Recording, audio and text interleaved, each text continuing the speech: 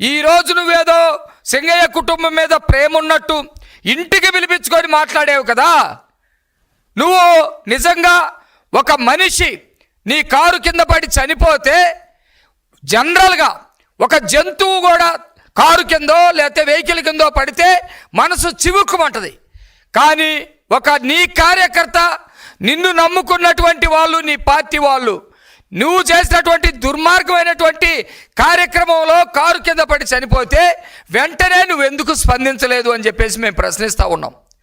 కారుని ఒక నిమిషం ఆపి నీ కార్యకర్తలకి సింగయ్య యొక్క ఏదైతే రక్తపు మడుగుల్లో ఉన్నాడో అతన్ని హాస్పిటల్కి తీసుకెళ్ళండి ఆదేశాలు నువ్వు ఎందుకు ఇవ్వలేదని చెప్పేసి మేము అడుగుతూ ఉన్నాం.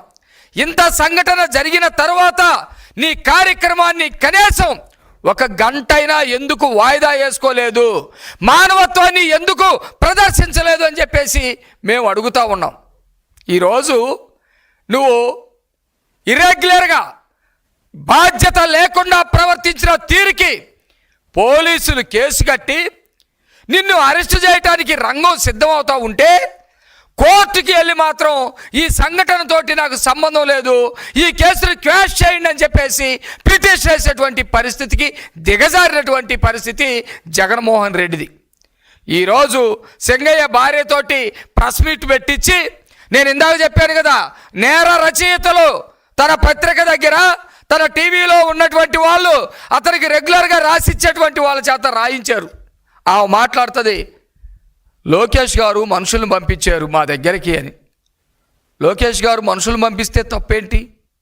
జగన్మోహన్ రెడ్డి నీకు అర్థం కాదా? ఒక ప్రభుత్వంలో ఉన్నటువంటి మంత్రి స్థానంలో లోకేష్ గారు ఉన్నారు, ఒక మానవత్వం ఉన్నటువంటి నాయకుడుగా లోకేష్ గారు ఉన్నారు. ఎన్నికలప్పుడు మాత్రమే మేము ఎన్నికలు చూస్తాం, రాజకీయాలు చూస్తాం. ఎన్నికలు అయిపోయిన తర్వాత ఆంధ్రప్రదేశ్లో ఏ చిన్న సంఘటన జరగకుండా చూసుకోవాల్సినటువంటి బాధ్యత ప్రభుత్వం మీద ఉంది, నాయకుల మీద ఉంది. అందుకనే నీ పార్టీకి సంబంధించినటువంటి కార్యకర్త అయినప్పటికీ కూడా ప్రభుత్వంలో ఉన్నటువంటి లోకేష్ గారు చనిపోయిన వెంటనే ఆ కుటుంబాన్ని పరామర్శించండి, ఏదైనా సహాయం కావాలేమో అందించండి అని చెప్పేసి పంపిస్తే దాన్ని తప్పులాగా చూపించేటువంటి ప్రయత్నం నీ స్క్రిప్ట్లో రాసిస్తే ఆ తల్లి మాట్లాడలేక నీళ్ళు నొములుతూ ఉంది. పక్కనే ఉండి గిల్లుతూ ఉన్నారు. లోకేష్ వచ్చాడు, ఏదో బొమ్మలు బెదిరించాడని చెప్పు అని చెప్పేసి పక్క నుండి గిల్లుతూ ఉన్నారు. అయినా కూడా మా అబద్ధం చెప్పలేకపోతా ఉంది. లోకేష్ గారు మనుషులు పంపించారండి, ఏదన్నా సహాయం కావాలా అని అడిగారండి అని ఆమె చెబుతూ ఉంటే, కాదు బెదిరించారని చెప్తా ఉన్నారు. ఎంతకాలం జగన్మోహన్ రెడ్డి నీకు ఇట్లాంటి నీచ రాజకీయాలని చెప్పేసి మేము అడుగుతూ ఉన్నాం. ఆమె చేత మీరు స్క్రిప్ట్లో రాయించింది ఏంటంటే, మా ఆయనకి చాలా చిన్న దెబ్బలు తగిలినటువంటి మనిషి ఎట్లా చనిపోయాడో మాకు అర్థం కావట్లేదని ఒక నేర వ్యూహాన్ని రచించేటువంటి వ్యాఖ్యలు మీరు రాయించారు. అంటే మా ఆయనకి చిన్న దెబ్బలు తగిలిని మా కార్యకర్తలు తీసుకొని వెళ్తానన్నా కూడా తీసుకెళ్ళనీయలేదు, పోలీసులే తీసుకెళ్లారు. అంటే ఎంత నేర వ్యూహం ఉందో చూడండి. పోలీసులు ఏదో చేశారు అనేది మీరు ప్రపంచానికి చూపించాలనుకున్నారు. మా కార్యకర్తలు తీసుకెళ్తానన్నా వారించారు అని ఒక తప్పుడు సమాచారాన్ని ఇవ్వాలని చూశారు. ఈ రెండిటిని కోర్టులో సాక్ష్యాలుగా మలుచుకోవాలనే ప్రయత్నం చేస్తూ ఉన్నారు. ఇది రాష్ట్ర ప్రజలు గమనించలేని అనుకుంటున్నారా? జగన్మోహన్ రెడ్డి నువ్వు ఎంత దుర్మార్గుడువో రాష్ట్ర ప్రజలందరికీ తెలుసు. 2019లో మీ బాబాయ్ హత్య జరిగినప్పుడు రాష్ట్రం మొత్తం కూడా ఉలిక్కిపడింది. అయ్యో వివేకానంద రెడ్డి గారు గుండెపోతాడు, చనిపోయాడా? ఎందుకు చనిపోయాడు? ఆయన ఆరోగ్యంగానే ఉన్నాడు కదా అని చెప్పేసి అందరూ అనుకుంటా ఉన్నారు వార్తలు చూసి. కానీ అది గుండెపోటు కాదు, అది గొడ్డలి పోటుతో పాటు గుణపంతో పోటు, కత్తితో పోటు, కమోడుకి గుద్దటం లాంటి దెబ్బలు తగిలించడం, రక్తపు మడుగుల్లో ఉండటం, ఇవన్నీ కూడా రాష్ట్రానికి దేశానికి తెలియకముందే తెలిసినటువంటి వ్యక్తివి నువ్వు. ఎంత తెలిసినటువంటి మనిషి శవం దగ్గరికి వెళ్ళి అసలు ఏమి తెలియనట్టు ఉండగలుగుతాడా? ఎవ్వడి వల్ల సాధ్యం కాదు.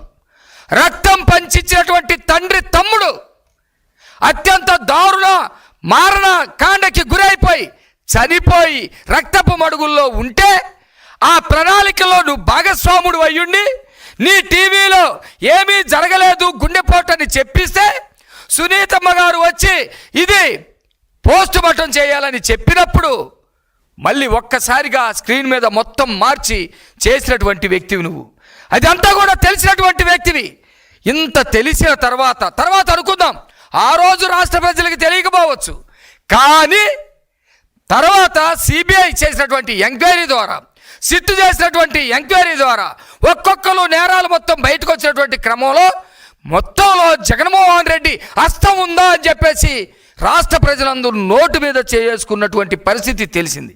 అప్పుడు అనుకున్నారు, ఈ ఫోటో చూడండి ఒక్కసారి, ఇది 2019లో జగన్మోహన్ రెడ్డి సొంత బాబాయ్ వివేకానంద రెడ్డిని హత్య చేసినప్పుడు పరామర్శ పేరు మీద వచ్చాడు. ముఖంలో ఎక్కడైనా సరే నాకు రాత్రే ఈ విషయం తెలుసని కానీ, చంపటానికి కారణం నాది కూడా ఉందని కానీ, మా తమ్ముడే లేపేపించాడని కానీ, లేకపోతే తెలిసినట్టుగా నీ ముఖంలో ఎక్కడైనా ఉందా? అమాయకంగా శవం వైపే చూస్తూ అత్యంత దిగులుగా ఉండి, అత్యంత వేదన భరితంగా ఉండి, ఎంత నటుడు అయ్యా నువ్వు! ఎవడి వల్లైనా చిరంజీవికి ఈ యాక్షన్ చేయగలుగుతాడా? కమల్ హాసన్కి ఇచ్చిన ఈ యాక్షన్ చేయగలుగుతాడా? రాత్రావు బాత్రూంలో వేసేయటం, పగల తెల్లారేసరికి టీవీలో గుండెపోటు అని చెప్పించడం, తెలిసిన తర్వాత ఈ రక్తపు మడుగుల్లో ఉన్నటువంటి బాడీ దగ్గరికి వెళ్ళి అమాయకంగా చూడటమా? ఎవడైనా ఇట్లా చేయగలుగుతాడా? నువ్వు రాజకీయ నాయకుడు ఎట్లా అవుతావు? ఇంత చేసినోడివి మా సింగయ్య మీద నేరాలు వేయలేవయ్యా? మా సింగయ్య కుటుంబం ఏదో ఊరికట్ట తగిలితే చనిపోయిందని ఆయన భార్యతో నువ్వు చెప్పించలేవా జగన్మోహన్ రెడ్డి?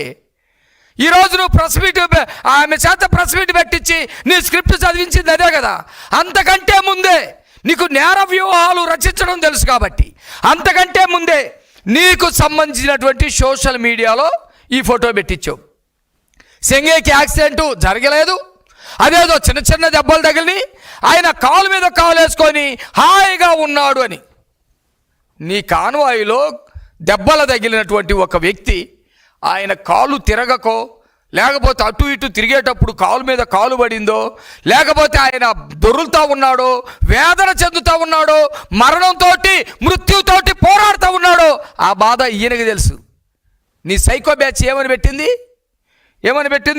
ప్రమాదం జరిగిన 30 నిమిషాల తర్వాత కూడా కాలుపై కాలు వేసుకొని మామూలుగా మాట్లాడుతున్న సింగయ్య అంటే రాజస్వాన్ని ప్రదర్శిస్తున్నాడా? జగన్మోహన్ రెడ్డి కారు ఎక్కేసింది నన్ను, అయినా నాకేం కాలేదు, నేను రాజుని. జగన్మోహన్ రెడ్డి కారు గుద్దటం వల్ల నాకు రక్తం కారిపోతా ఉంది, అయినా నేను పెద్ద గొప్పోడిని, కాలు మీద కాలు వేసుకొని ఉన్నాడు, నా దగ్గరికి మరణం చేరదు అని సింగయ్య అంటున్నట్టు పెడతారా? మీరు మనుషులేనా? మీరు అసలు మనుషులేనా? అతను అక్కడ కంఫర్ట్ ఏందో తెలియదు ఆయన పరిస్థితి. ఒక్కొక్కరు దెబ్బ తగిలినప్పుడు తల కింద కూడా చేయి పెట్టుకుంటారు. తలకేమైనా దెబ్బ తగిలితే తల కింద చేయి పెట్టుకున్నటువంటి సింగయ్య అని రాస్తారా మీరు? ఇది మీ సైకో బ్యాచ్కి ఇచ్చినటువంటి, అప్పటికప్పుడు ఇచ్చిందని మేము అనుకోం. ఇలాంటివన్నిటిని కూడా సాక్ష్యాలుగా మలుచుకోవటానికి చేసినటువంటి ప్రయత్నం.